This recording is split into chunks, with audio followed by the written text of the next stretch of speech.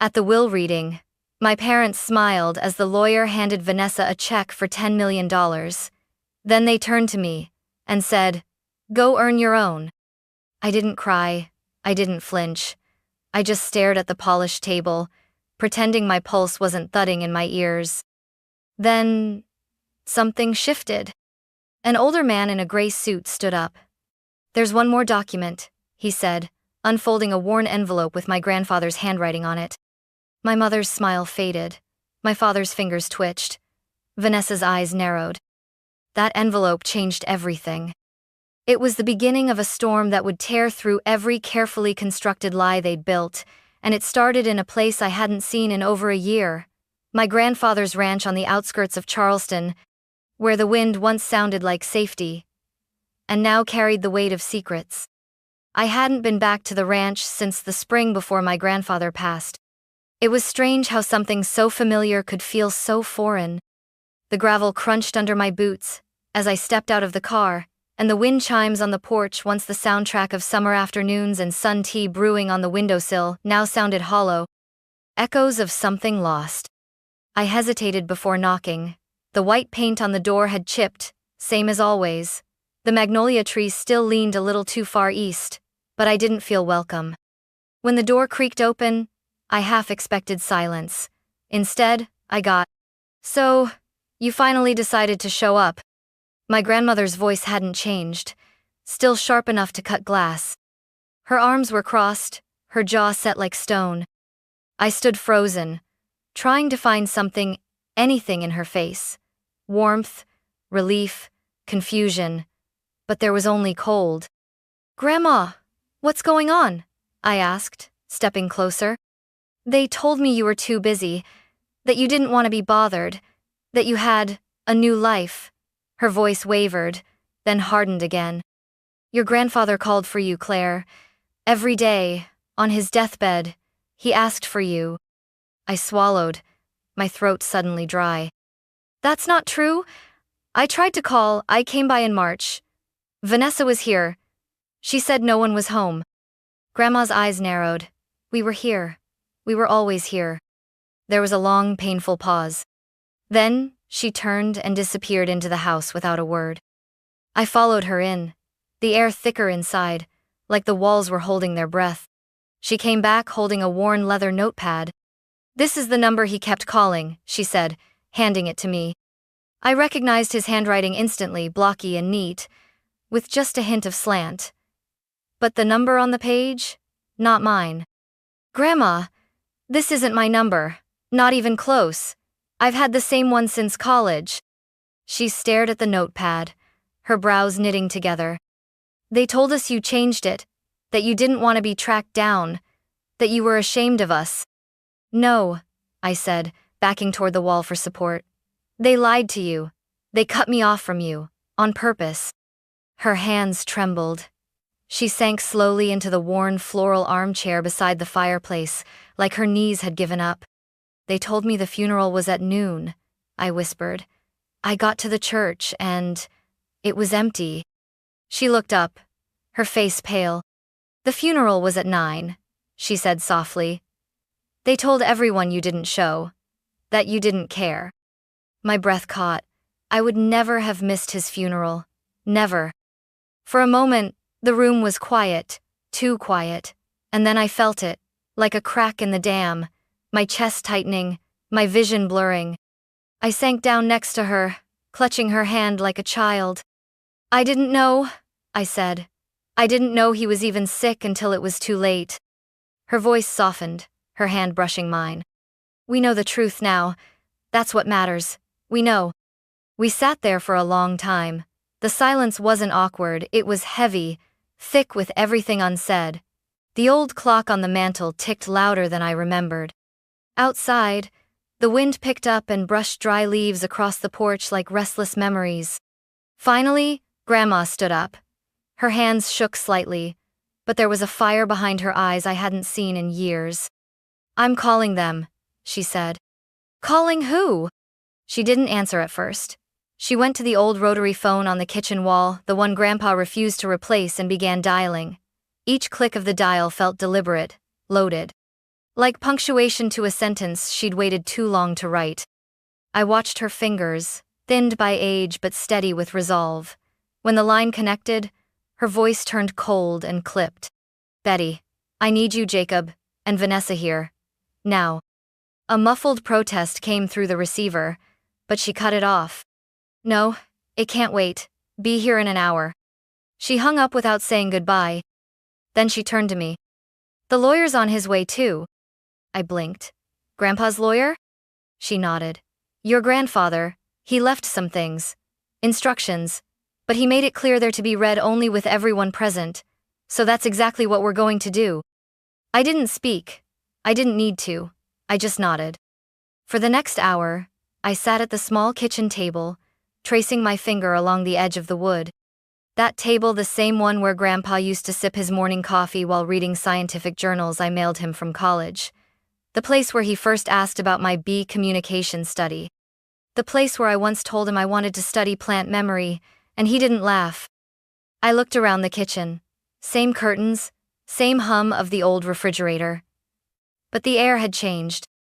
Footsteps echoed on the porch. The doorbell rang.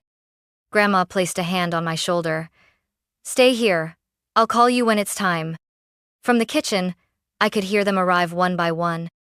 My mother's overly sweet voice. Oh my goodness, it smells exactly the same in here. My father's calm, measured tone. I thought this was handled already. Vanessa's dismissive sigh. Seriously?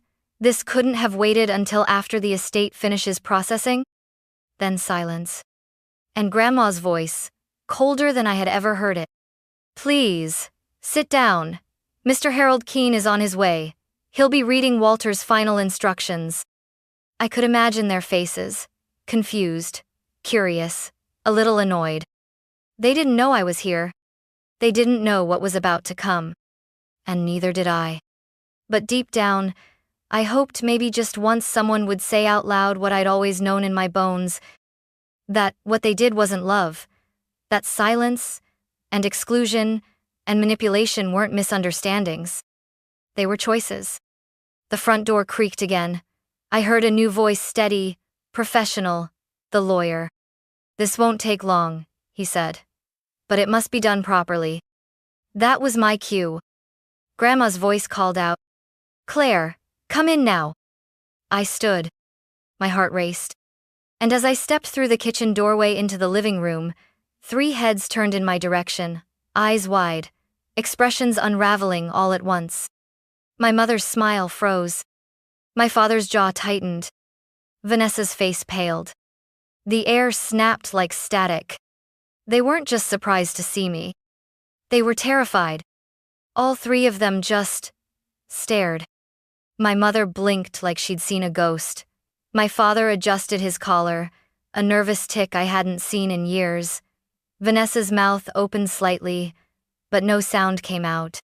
She looked like someone had yanked the script from her hands mid-performance. I kept my back straight. If they expected me to cower, they'd be disappointed. Grandma gestured to an empty armchair across from them. I sat down slowly, steadying my breath. Mr. Keene, the lawyer, gave me a quick nod, polite but unreadable, then opened his leather briefcase and pulled out a thick manila envelope. This, he began, is the last will and testament of Walter R. Whitman, recorded and sealed per his request. In addition to the official documents, he has included a handwritten letter to be read aloud. No one spoke. He cleared his throat and began. To my wife, Margaret Whitman. Grandma didn't even blink. I leave our family ranch, the house, and sufficient funds for her comfort and care. She knows how to find the rest. Then he turned the page. To my granddaughter, Claire Whitman. The room tightened. I felt it. I leave the Whitman Research Annex located at 317 Laurel Creek Road, Charleston, including all laboratory equipment, funding accounts, active research patents, and intellectual property currently filed under Whitman Innovation. A gasp, not mine. My mother's eyes darted to Vanessa. I kept my hands folded. Mr. Keene continued. And finally, the remainder of my estate, financial holdings, stocks, and retirement funds shall be divided equally between my two granddaughters, Claire and Vanessa Whitman. There it was. A bomb, quiet and elegant. But the explosion came right after. Vanessa shot to her feet. Her chair scraped the floor with a screech. "What?" she spat. "He gave her the annex? The entire facility?" Her voice cracked, raw. "That's insane! You told me." She pointed at our parents, trembling. "You said it would all be mine. That if I just kept visiting him, if I smiled and played nice, that everything would come to me." My father's lips tightened, but he didn't respond. My mother stared at the floor like it might open up and swallow her whole.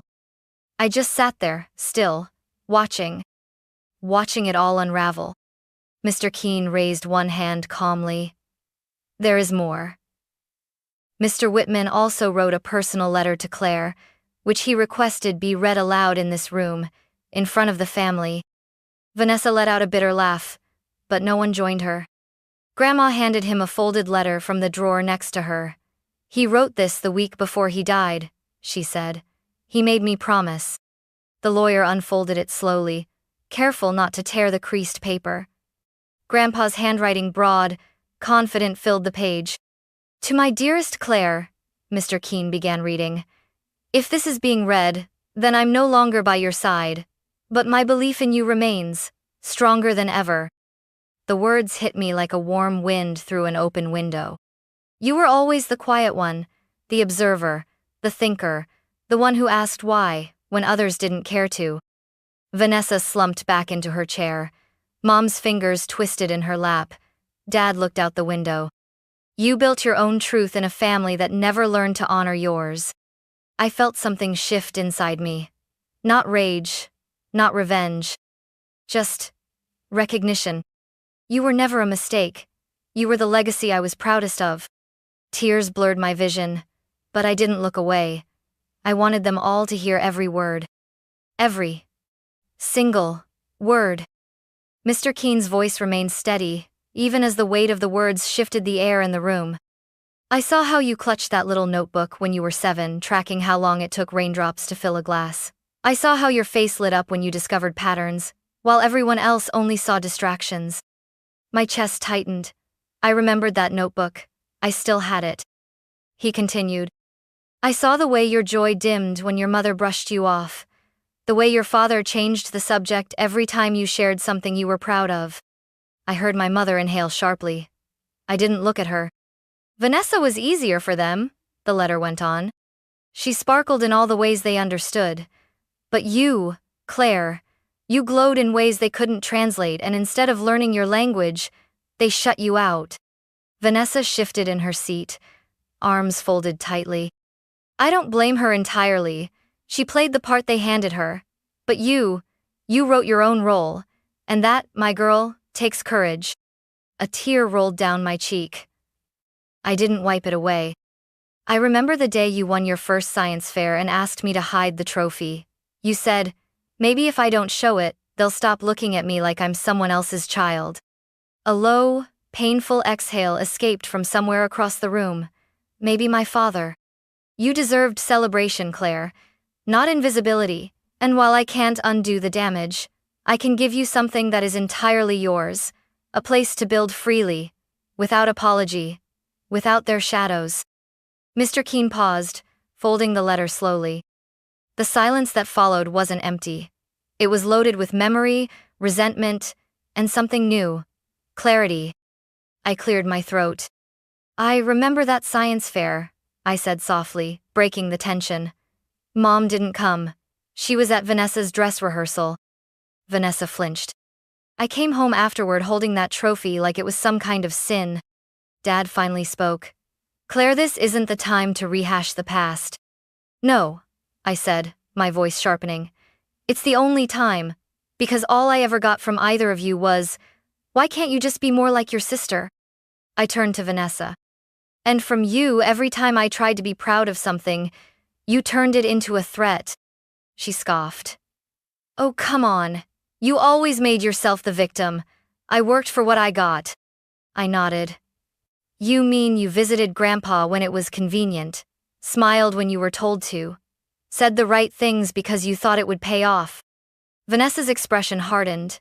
And what, you think you're so pure? You disappeared for years. No, I snapped. I was cut off. You told Grandma I didn't want to see her. You gave Grandpa a fake number and made sure I never got his messages. That's not distance, that's erasure. My mother stood up abruptly. Enough. Claire, you're twisting everything. This family has been through a lot. This family, Grandma cut in sharply, has been living a lie, and I let it happen far too long. Mom turned to her, stunned. Mother. Don't, Grandma said. I watched you all turn a blind eye to Claire's pain. I believed you when you said she didn't care. I should have known better. My father shifted uncomfortably in his seat. Look, Claire got her education, her lab camps, her travel. That wasn't free. No, I said. It wasn't, but you didn't pay for any of it. Grandpa did, every single cent. The scholarships he found for me, the flights, the journals, you didn't even know where I went half the time. My voice cracked. You made me feel like a burden. He made me feel seen. Vanessa stood up. This is ridiculous. I was told I'd get everything. I was the one who stayed. I was the good daughter. No, I said calmly. You were the performer, the chosen. I was the hidden one. But Grandpa didn't forget me. And now, you don't get to erase me anymore. Vanessa's face twisted. Why should you get anything? Just because you're a sad little genius with a lab coat? I smiled, just slightly. No. I get something because I earned his love honestly. And that's the one thing you never understood, love isn't a performance. Then, Grandma stood. She walked to the center of the room. Slow but unshaken. I regret that Walter left you anything, she said, looking directly at Vanessa. You may have played the role, but it was never love. It was a transaction, and I'm ashamed I didn't see it sooner. She turned to all of them. Leave, you're not welcome here. My mother gasped. Mon plie. Out, Grandma said again. Now. They didn't move at first. Then Vanessa grabbed her bag and stormed out, heels hitting the wood like gunshots. My parents followed, stunned and muttering about legal challenges. And for the first time in my life, they couldn't take anything with them. The door clicked shut behind them. No slamming, just finality. I stood there for a moment, rooted in place, unsure what to feel. The room was quiet now, not tense, not explosive, just free. Grandma walked past me and sat down slowly on the sofa. Her hands, which had trembled moments earlier, now rested calmly in her lap. They'll come back, I said, my voice barely above a whisper. They always do. Maybe, she replied. But this time we don't have to let them in. It took a while for that to sink in. For so long, I had operated on a silent contract. If I proved myself enough, if I achieved enough, if I stayed useful, maybe I would be seen. Maybe they would call me daughter, sister, family without flinching. But standing in that room, with the echo of my grandfather's words still hanging in the air, I realized something painfully simple. I had been trying to earn love from people who never had any to give. And Grandpa? He'd seen that long before I did. I think I need air, I said. Grandma nodded, and I stepped outside onto the back porch. The boards creaked under my feet, a sound that once meant home. Now it meant change. The magnolia trees were still blooming in the corner yard. Beyond the fence, the same red dirt field where Grandpa once let me build my first greenhouse kit, it had collapsed after 2 weeks, but he called it a perfect disaster, and we'd laughed about it for years. I thought of that girl 10 years old, knees dirty, eyes bright, and I wondered how long she had been buried under expectations, not her own. When I came back inside, Grandma had placed a kettle on the stove. She moved slowly now, but her actions were deliberate. You know, she said, Walter started planning that research annex 5 years ago, before he even got sick. I looked at her, startled. He told me he wanted you to have a space that didn't require permission to be yourself. I felt the tears before they came quiet, clean, no shaking. just release. That night, I stayed in my old room for the first time in years. The wallpaper was faded, the mattress too soft, but the ceiling still had those glow-in-the-dark stars Grandpa helped me stick up when I was 9. I'd made him arrange them in scientifically accurate constellations. He hadn't even questioned it. As I lay there, I realized something else. The house didn't feel haunted anymore. It felt reclaimed. The next morning, I brewed coffee for both of us and brought it to the kitchen table, the same one I used to avoid when my parents visited. Grandma folded the newspaper and gave me a tired but warm smile. "So, what now?" she asked. "I think I go see it," I said. "The annex, the lab." She nodded. "He'd like that." I looked out the window. The sunlight broke gently across the magnolia branches. For the first time in a long while, I didn't feel like I had to run, prove, or explain. I didn't feel invisible. And that more than money, more than any inheritance, was the first real gift I had ever received from this family. The one person who believed in me had left behind something greater than legacy. He left me permission to begin again. The first time I saw the annex, it didn't look like a laboratory. It looked like a converted barn, and that's exactly what it was. Nestled at the far end of a dusty road off Laurel Creek, the building had wide beams, a tin roof, and a pair of double doors that looked like they belonged on a horse stable, not a research facility. But inside? Inside was magic. The space had been completely renovated. Glass panels lined the east wall, allowing in full morning light. Tables were neatly arranged with untouched lab equipment, microscopes, centrifuges, data tablets, and a 3D printer still wrapped in plastic. Shelves held unopened boxes labeled with my name. In the center of the room stood a workbench. On top of it, my childhood notebook. The one I thought I'd lost in college. The one with torn pages and messy handwriting and tiny diagrams of honeybee communication systems. My knees almost gave out. Grandpa hadn't just built me a lab. He built me a home for my mind. Over the next few weeks, I moved into the annex full-time. I recruited 2 graduate students, Tara and Micah, friends from my university program, who shared the same stubborn hope that science could still be human. We started small. A local grant for micro-irrigation research, then a partnership with a regional farming co-op to test sustainable crop rotations. We made mistakes, burned equipment, cried over rejected grant proposals and broken data models. And yet we kept showing up. Every day, I unlocked the doors to a place that didn't ask me to explain myself. A place where ideas weren't ridiculed, just tested. A place where being too intense or too quiet or too smart wasn't something to apologize for. One afternoon, after a particularly brutal funding rejection, I found myself alone in the annex. The others had gone home, the lights were dimmed, and I sat on the floor by the storage closet, surrounded by printouts and empty coffee cups. I reached into my bag and pulled out Grandpa's letter, the one I asked Mr. Keene to let me keep. I unfolded it, found the line I'd read 100 times already, and whispered it into the room. "You wrote your own role." It wasn't just encouragement. It was instruction. That night, I wrote a new proposal, not for another irrigation system, but for a youth science program based in rural schools. A program for the kids like I used to be, quiet, curious, overlooked. We called it the Little Scientist Initiative. Our first year, we worked with just 12 students. They came from towns where schools still used outdated textbooks, and no one had ever brought a microscope to class. We gave each child a leather-bound notebook, a replica of mine, with Grandpa's words stamped on the first page. "Write the things they don't understand. One day, the world will." That fall, a shy girl named Amber, barely 13, hair always in her face, showed me pages of bee behavior observations she'd done on her own. Her calculations were clumsy, her grammar was wild. But her mind? Brilliant. When I told her that, she stared at me like I'd handed her a planet. "You actually read it?" she whispered. I smiled. Of course I did. And in that moment, I understood. This wasn't about replacing what I lost.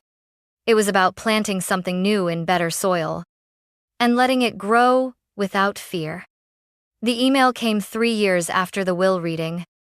It was from a lawyer, not Mr. Keene, but someone representing Vanessa Whitman. The subject line was short. Request for visit. Claire Whitman Innovation Annex. At first, I braced for legal trouble. I assumed it was another attempt to challenge the will, reopen a clause, or stir up some version of the past we'd already buried. But when Vanessa arrived, I barely recognized her. Gone were the designer heels and perfectly coiffed hair. No makeup. A navy coat too big for her shoulders. She walked into the main lobby slowly, like she didn't want to take up space. I stood beside Grandpa's portrait above the reception desk. She paused when she saw it. "He always knew who you were," she said quietly. "Even when I didn't. Especially when I didn't." For a second, I didn't know how to respond. So I nodded. "I'd like to see it," she said. "The lab, the work, what you've done with it." I could have said no. But I didn't. I gave her the tour. She walked beside me through the greenhouse complexes, the crop development rooms, the student display wall with photos from our Little Scientist initiative. She didn't talk much. Just asked simple, honest questions. "How do you fund all this? What's this device for? Do the kids get to publish their results?" When we reached the community garden, a space where local families grow food using our methods, she stopped walking.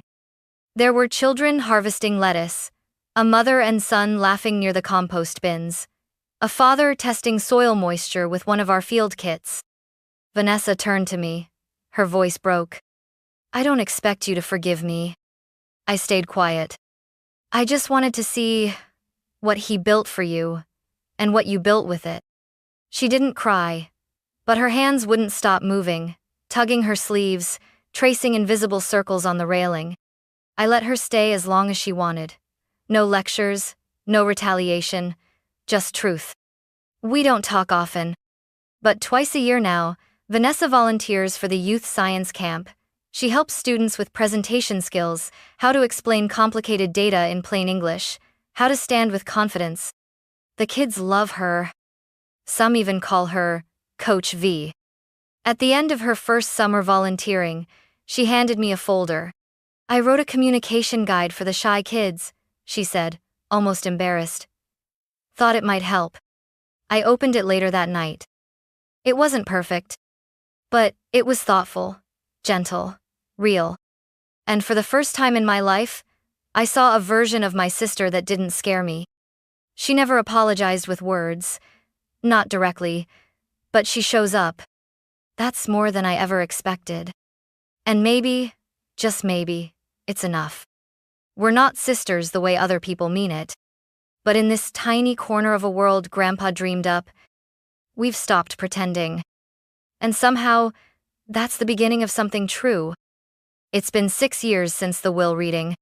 6 years since the front door slammed behind my parents and Vanessa, their footsteps echoing down the porch like the end of a performance no one clapped for. I haven't spoken to my parents since.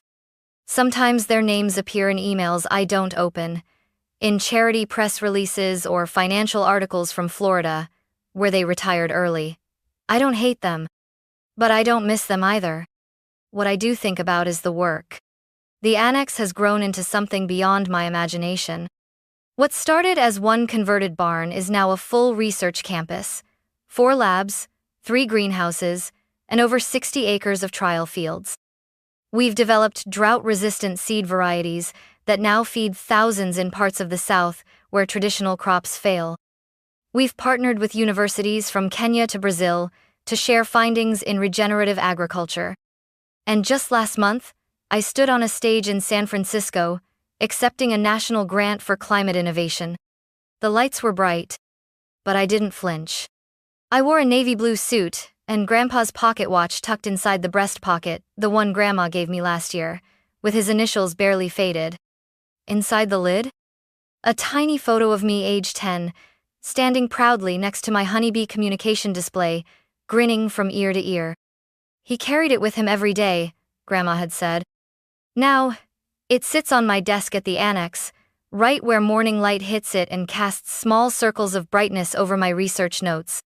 Some days, I talk to him. Not with words, Just in the quiet. When an experiment fails, when a kid from the program wins a scholarship, when I remember how close I came to believing I didn't matter. He never let me disappear, not really.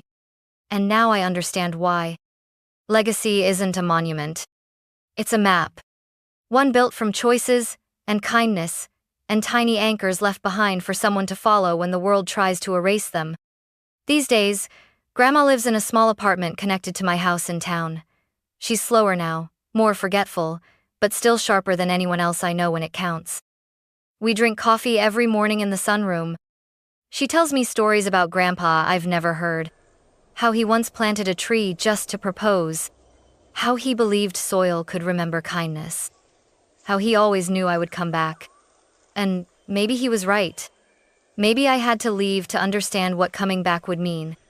Some evenings, I walked to the far end of the annex fields, past the solar irrigation test beds and the kids' garden plots, to the old wooden bench Grandpa built by hand. From there, I can see the stars, real ones, not the glow-in-the-dark kind I stuck on my bedroom ceiling. But they still make me think of that girl I once was. The one who kept asking why, even when no one cared to answer. The one who refused to be quiet. The one he believed in. And on nights like that, when the wind moves just right through the trees, I swear I can hear his voice in the leaves. Write the things they don't understand. One day, the world will. And now, finally it does.